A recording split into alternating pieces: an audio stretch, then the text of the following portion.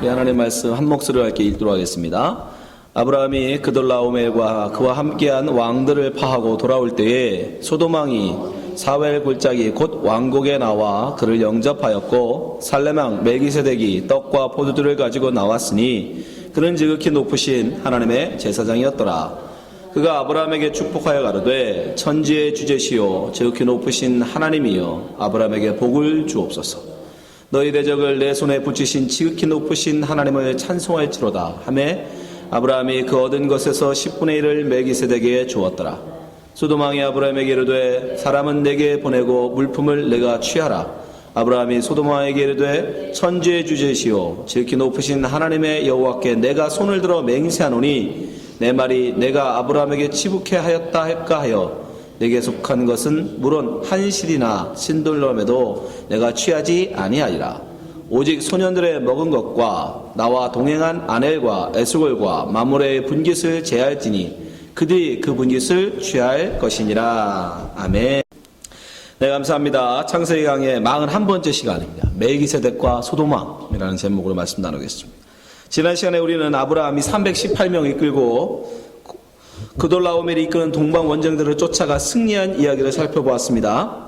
그 싸움은 바로 세상 왕과 하나님을 믿는 믿음의 사람의 싸움이라고 말씀드렸습니다. 세상은 이 땅의 군사와 무기로 싸움에 나오지만 하나님의 사람은 오직 믿음으로 나아가 싸워 이긴다고 말씀드렸습니다. 우리는 지금 이 싸움을 하고 있는 것입니다. 믿음으로 나가는 자만 승리하는 것이다 라고 지난 시간에 우리가 말씀드렸죠. 자, 이 승리를 하고 이 대승을 하고 이제 아브라함이 돌아옵니다. 많은 전리품을 가지고 이제 그가 돌아오죠. 그때 두 왕이 아브라함을 맞이합니다. 두 왕이. 하나님은 또 한 번 다시 아브라함 앞에 두 사람을 놓고 또 하나님이 아브라함을 어떻게 하는가 보시려고 하는 것입니다. 과연 그 의미는 무엇인지 우리가 한번 살펴보려고 합니다. 첫 번째, 아브라함이 돌아올 때 맞이한 첫 번째 왕은 소돔왕이었습니다. 17절 말씀 보면 아브라함이 그돌라오멜과 그와 함께한 왕들을 파하고 돌아올 때에 소돔왕이 사웰 골짜기 곧 왕국에 나와 그를 영접하였고, 왕국 한문으로 써놨을 뿐인데 왕의 골짜기예요. 왕의 골짜기. 그를 나와서 제일 먼저 영접한 사람은 바로 소돔왕이었습니다. 사실 그에게 빼앗긴 동방 원정대에게 모든 것을 약탈당한 것이 곧 소돔왕만 아니었죠. 고모라 그 인근의 모든 소알 땅에 있는 많은 다섯 왕들도 다 빼앗겼습니다. 근데 그 중에서도 제일 먼저 나온 사람은 소돔왕이었어요. 왜 그랬을까요? 예, 보나마나 아브라함에게 잘 보이기 위해서죠. 그 당시 풍습으로는, 그 당시의 풍속은 전쟁을 통해서 모든 것을 빼앗기면 그것을 빼앗긴 것을 다른 사람이 뺏어간다 할지라도 원주인이 그거 내 거라고 얘기할 수가 없었어요. 이미 전쟁으로 해서 빼앗기면 그것은 더 이상 내 게 아닙니다. 그렇기 때문에 지금 소돔왕이 아무리 그 전에 그것이 자기의 것이었다라고 할지라도 이미 동방 원정에게 다 빼앗겼던 거기 때문에 아브라함에게서 그것을 달라고 할 수가 없어요. 예. 그거는 이제 아브라함의 것입니다. 아브라함이 그걸 가져도 그 당시 풍속으로는 아무런 문제가 되지 않아요. 근데 혹시나 하고 소돔왕이 온 거죠. 재물까지는 몰라도, 그 많은 은금 재물까지는 몰라도 그 성에 잡혀갔던 사람만이라도 혹시나 아브라함에게 잘 보이면 그가 혹시 주지 않을까 하고 그를 나온 겁니다. 어떻게 할 수 있어요? 21절에 보면 나오죠. 소돔왕이 아브라함에게 이르되 사람은 내게 보내고 물품은 내가 취하라.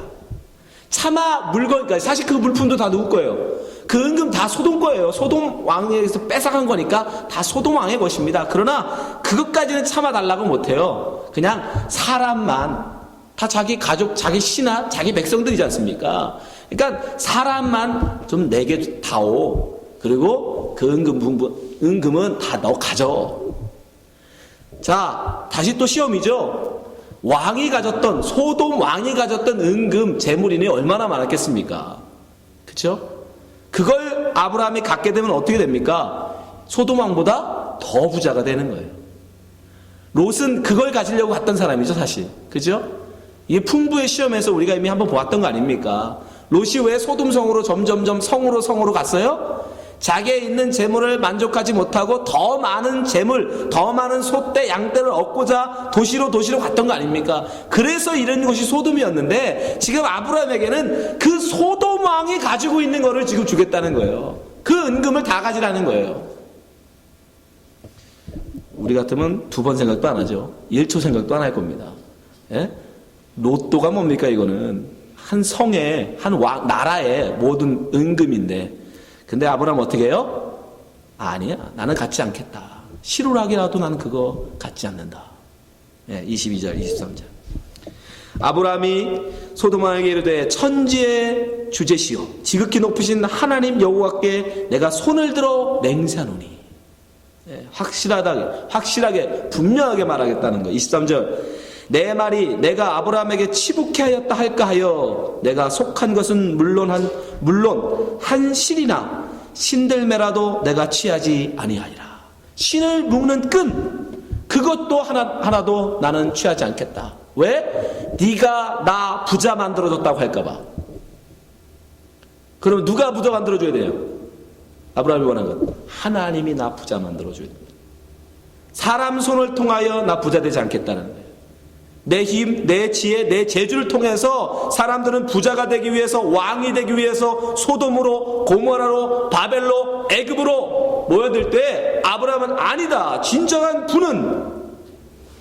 부는 그것이 아니라는 거죠. 풍부의 주인이 누구다? 하나님이라는 거예요. 하나님이 주시고자 하면 얼마든지 부해주고, 하나님이 그거를 가난하게 하시려면 얼마든지 가난하게 하시는 분이 하나님이심을 아브라함은 분명히 알았다는 거예요. 그래서 소알 왕이 그 많은 것을, 그 은금, 모든 재물을 다 주겠다고 하는데도 나는 받지 않겠다. 그는 이미 이제 이 땅에 대한 소유, 이 땅에 대한 풍부, 그거에 대해서는 이제 마음을 비우는 거예요.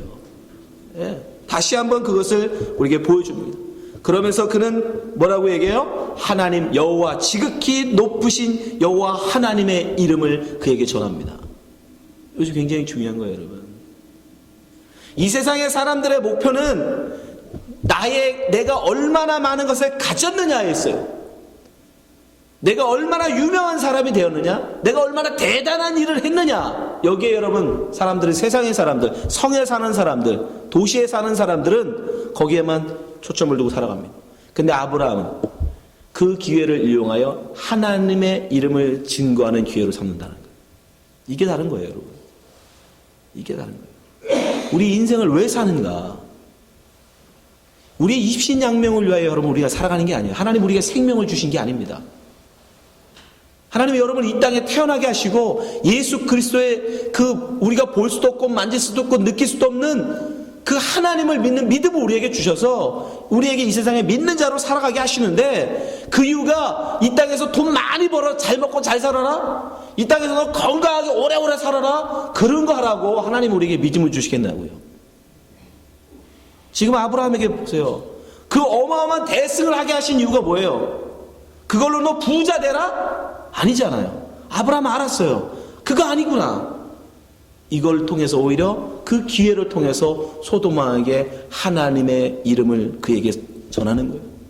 지극히 높으신 하나님, 그분만 있으면 네가 가진 그 은금 나 다 필요 없어. 너도 마찬가지야.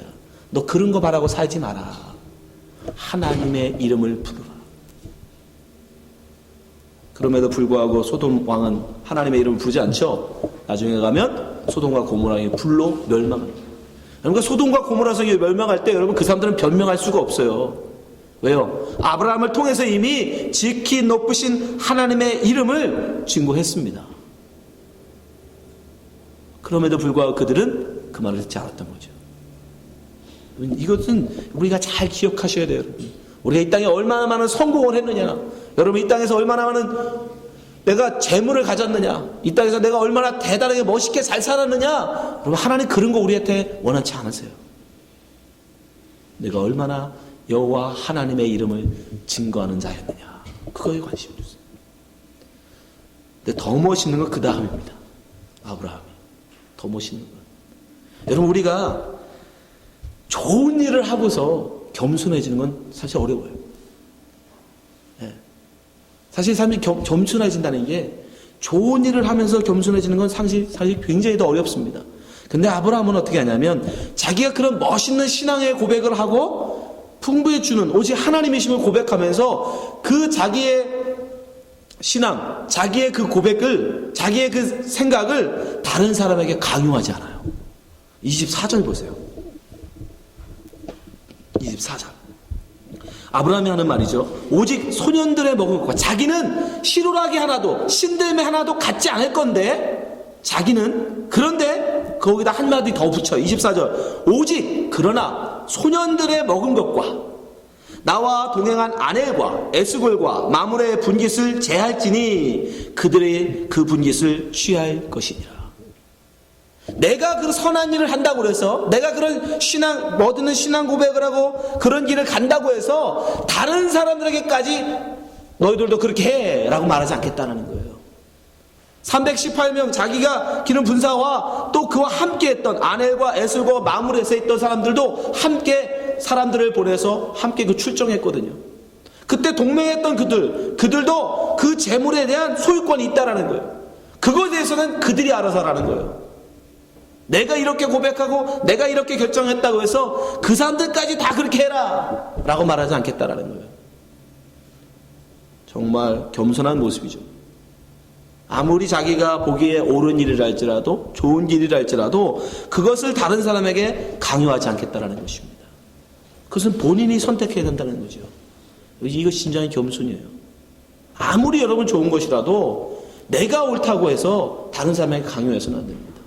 왜요? 그것은 그 사람의 신앙의 고백, 아니면 그 사람의 결단으로 순종되어져야지 강요해서 되는 게 아니니까. 그러니까 아브라함은 롯에게도 기꺼이 선택권을 양보했잖아요. 그죠? 거기서 우리는 아브라함의 겸손을 봤는데 점점 아브라함이 하나님 앞에 자기를 낮추는 자임을 우리는 볼 수 있어요. 얼마든지 다른 사람에게도 그렇게 얘기하고 설득할 수 있었음에도 불구하고 아브라함은 그렇게 하지 않습니다. 그건 네가 선택하라는 거예요. 니들이 선택하라. 야고보 4장 10절에 주 앞에서 낮추라. 그리하면 주께서 너희를 높이시리라 말씀하고 계십니다. 여러분 그렇게 겸손해 말로 그들에게 이야기하고 그들이 그 말에 따르고 올 때 진짜 순종이지 아무리 좋은 일이라도 다른 사람이 강요하고 다른 사람의 압력에 의해서 한다면 그건 순종이라고 할 수가 없는 거예요. 아브라함은 그걸 원했던 것입니다. 자발적으로 순종하여 이걸 나오도록. 이렇게 하나님 아브라함 앞에 첫 번째 왔던 소돔 왕의 그 유혹을 아브라함은 기꺼이 믿음으로 겸손으로 물리칩니다. 그래서 두 번째 온 왕이 누구냐면 바로 멜기세덱이었어요. 18절 말씀 보세요. 살렘왕 멜기세덱이 떡과 포도주를 가지고 나왔으니 그는 지극히 높으신 하나님의 제사장이었더라. 이 멜기세덱과 소돔 왕과 멜기세덱이 왔는데 이 소돔 왕과는 멜기세덱은 전혀 다른 모습으로 나오죠. 왜요? 소돔 왕은 그 나온 저희가 뭐였어요? 저희가 뭐 하나 얻어볼까 온 거 아닙니까? 그죠? 다 자기의 모든 재물을 되찾는 거는 뭐 그거는 너무 이건 체면 없는 짓이니까 그것까지는 차마 얘기 못하고 어떻게 백성들이라도 좀 얻어볼까 하고 원래 소돔왕은 온 거 아닙니까? 이게 사람의 모습이죠. 우리는 뭔가 다른 사람에게 얻어내기를 원한단 말이죠. 다른 사람의 것을 어떻게든 좀 받기를 원한단 말입니다. 그런데 멜기세덱은 그렇지 않아요. 오히려 뭐 하기 위해서? 아브라함에게 주기 위하여 나온 사람. 주기 위해서. 예. 그리고 성경은 그에 대해서 재밌는 설명을 붙이죠. 그를 뭐라고 불러요? 그는 살렘 왕일 뿐 아니라 지극히 높으신 하나님의 제사장이었더라. 참 어려운 해석이에요. 이거는 왜 뜬금없이 갑자기 제사장이 나옵니까? 예? 그것도 하나님의 제사장. 제사장은 언제 나오죠? 출애굽하고 모세가 율법을 준 이후에 레위 지파에 의해서 세워져요. 아론. 근데 벌써 그 한참 몇백 년 전에 이미 여기 한 제사장이 등장합니다. 근데 그 이름도 재밌어요. 그는 제사장이었습니다. 또한 왕이었어요. 살렘 왕. 근데 살렘이라는 뜻이 뭐냐면 샬롬이에요. 샬롬. 평화라는 뜻이에요. 그러니까 그는 평화의 왕인 거예요.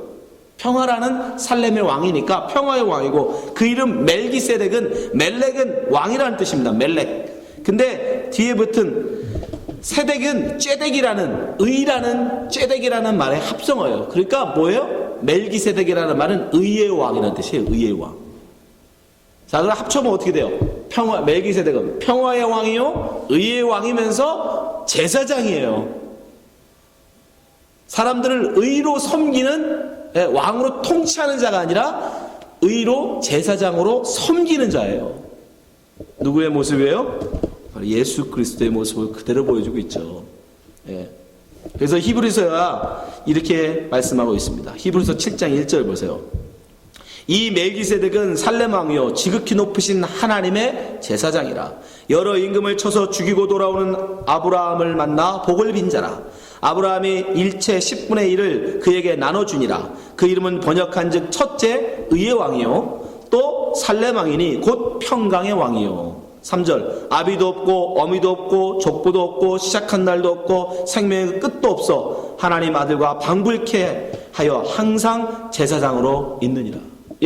정말 이후에는 이 살렘 왕은 없어요. 기록이 죽었다는 말도 없고 아무 말이 없어요. 사라집니다.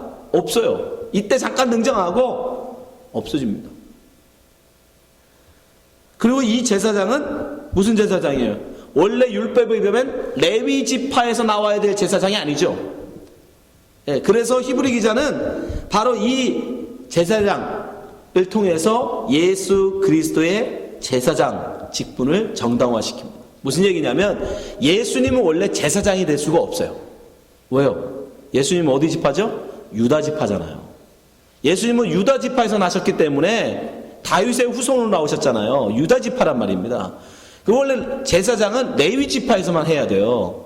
그게 정통이에요.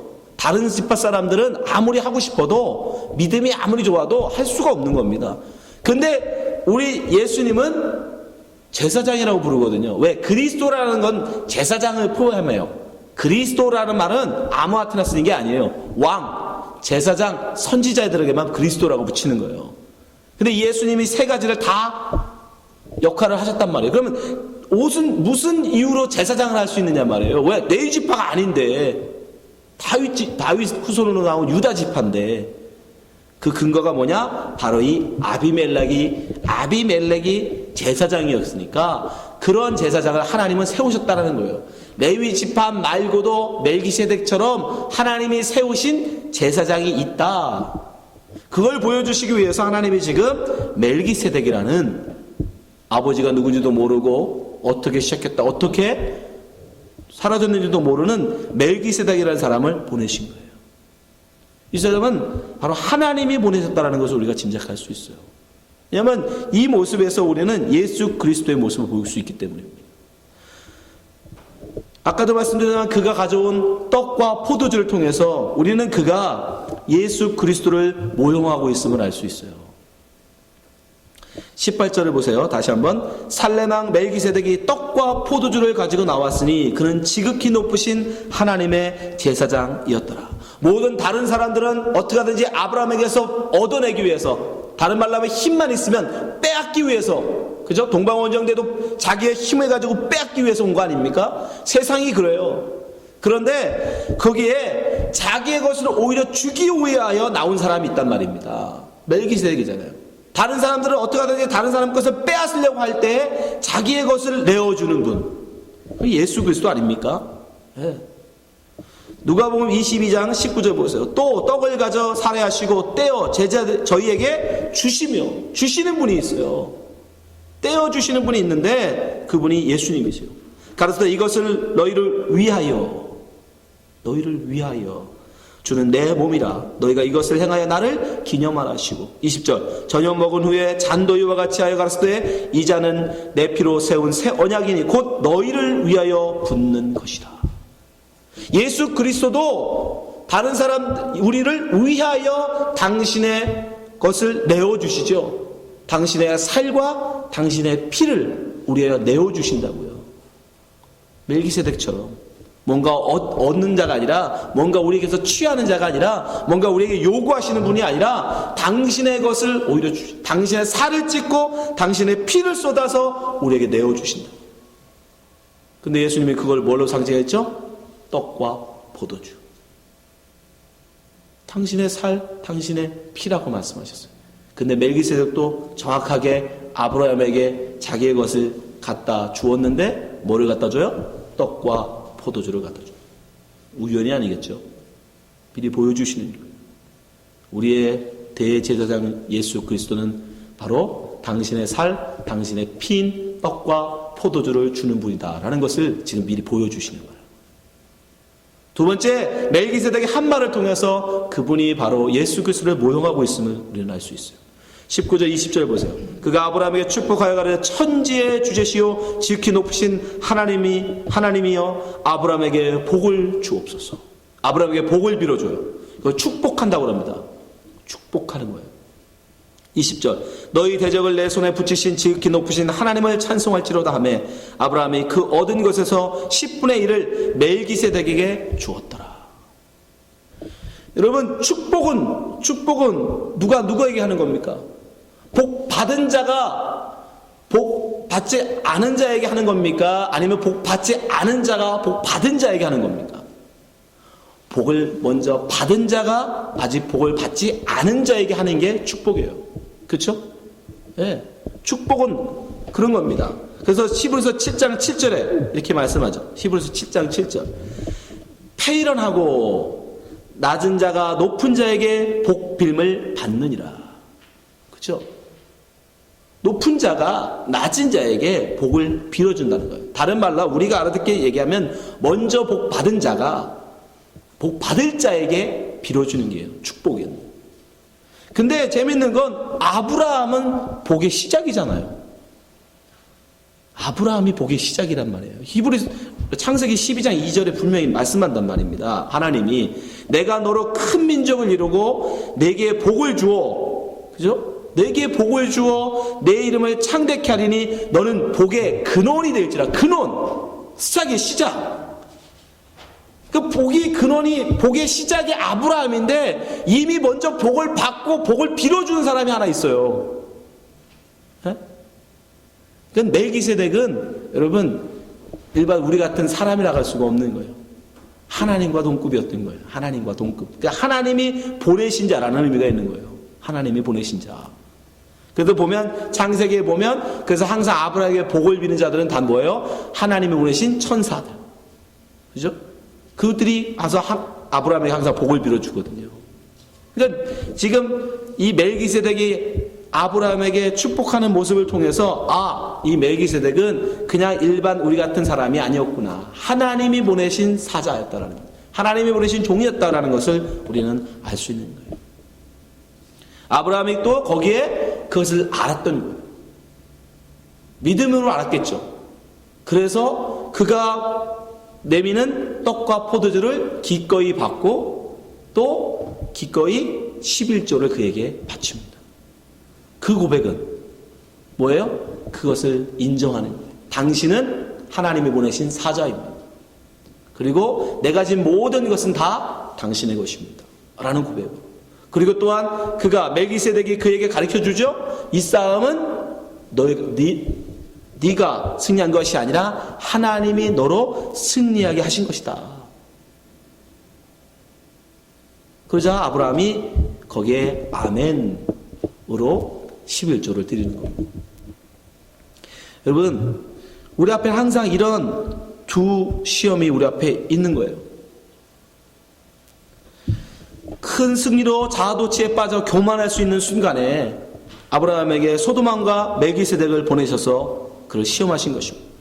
과연 그 승리의 주인공이 누구이며 그 전리품의 주인이 누구인지를 물으시는 거예요. 또한 사람이 이 땅의 것으로 사는 것인가 아니면 하나님으로 말미암아 사는 것인가 아브라함에게 물으시는 거예요. 우리 앞에는 항상 이 두 사람의 시험이 있습니다. 이 땅의 재물과 힘으로 살고자 하는 소도망과 하늘의 평화와 참된 의를 쫓아 살고자 하는 멜기세덱. 소도망은 우리에게 재물을 취하라고 말합니다. 은금, 그 풍부함으로 살라고 말해요. 그러나 멜기세덱은요, 우리에게 떡과 포도주를 취하라고 말해요. 왜 아브라함이 가지고 있는 전리품에 비하면 떡과 포도주는 아무것도 아니죠. 고잘것도 없는 거예요. 여러분 지금 무엇으로 살고 있습니까? 이 땅의 재물입니까? 아니면 떡과 포도주로 상징하는 예수님의 살과 피입니까? 예수님 우리에게 분명히 이렇게 말씀하세요. 요한복음 6장 48절. 내가 곧 생명의 떡이로다. 너희 조상들은 광야에서 만나를 먹었어도 죽었거니와 이는 하늘로서 내려오는 떡이니 사람으로 하여금 먹고 죽지 아니하게 하는 것이니라. 나는 하늘로서 내려온 산떡이니 사람이 이 떡을 먹으면 영생하리라. 나의 줄 떡은 곧 세상의 생명을 위한 내 살이로라 하시니라. 아비멜렉이 가지고 왔던 떡과 포도주는 바로 예수님의 살과 피를 상징하는 거예요. 여러분, 우리는 이 땅에 소돔왕이 주는 그 은금으로 세상을 사는 게 아닙니다. 예수님이 우리에게 주시는 살과 예수님이 주시는 그 피, 떡과 포도주로 이 세상을 사는 거예요. 이 믿음을 여러분 흔들리시면 안 돼요. 세상에 눈에 보기에 멜기세덱이 그 소돔왕이 주는 은금이 훨씬 더 이 세상을 행복하게 살 것 같지만 결코 그렇지 않다라는 것입니다. 이것에서 여러분들 흔들리지 마시고 항상 예수님이 우리에게 주시는 그 떡과 포도주, 예수님의 살과 피, 그 예수님을 믿는 믿음, 그 믿음으로 이 세상을 승리하며 가시기 바랍니다. 아브라함은 그 떡과 포도주를 취함으로, 멜기세덱이 주는 떡과 포도주를 취함으로 그는 참 생명을 얻었습니다. 여러분은 지금 무엇을 취하고 하시고 무엇을 취하고 있습니까? 무엇을 바라보고 있습니까? 소돔왕이 주는 은금입니까? 아니면 멜기세덱이 여러분에게 주고자 하는 떡과 포도주입니까? 같이 기도하도록 하겠습니다.